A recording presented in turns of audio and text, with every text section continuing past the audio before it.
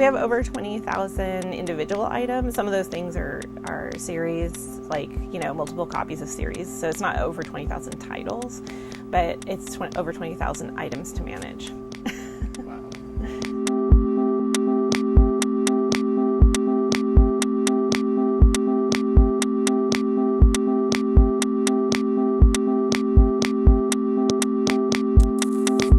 I know a lot about movies, but primarily I know it. My interest is in connecting people. It's what they're looking for. Some video stores, and this is still true to today, are very kind of, this is what you should be watching kind of video store, a little snobby, like these, oh, you're watching that.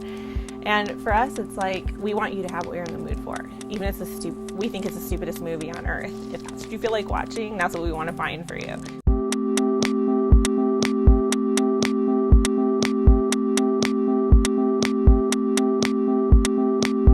Yeah, I'm not sure how the decision to go to disc came about, but I feel like at this point that it was a part of a bigger plan to move all the way to move fully to digital and to people not really having physical copies anymore, because the DVD is so fragile.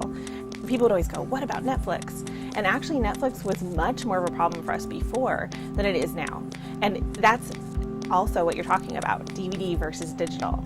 So they had, like, at one point, all the Woody Allen movies, for instance. Now they have 2. And they're okay letting that go, which does make me wonder if they can count on people just shifting over to, like, convenience. I'll just watch whatever's here and I don't care.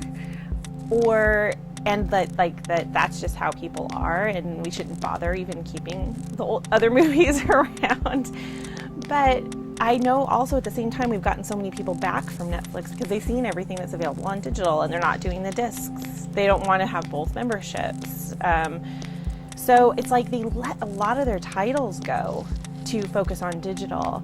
And most of what we have in here is not on digital, available digitally.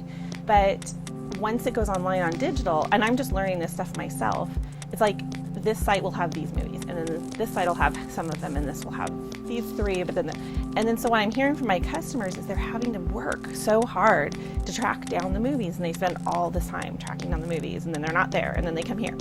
So that just sounds kind of horrendous to me if you're trying to relax and watch a movie one night. Once movies were online, a lot of people assumed that every movie's online until they look for them over and over and over and over again and find out they're not there.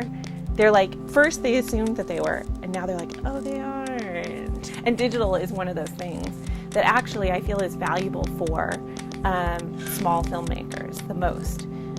Independent filmmakers and like small documentary filmmakers, they can get their movies to an audience way easier through digital. So I think it's really valuable for that.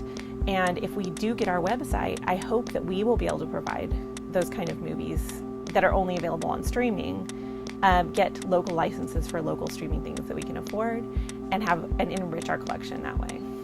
I think a lot of the movies are only available on physical media anyway.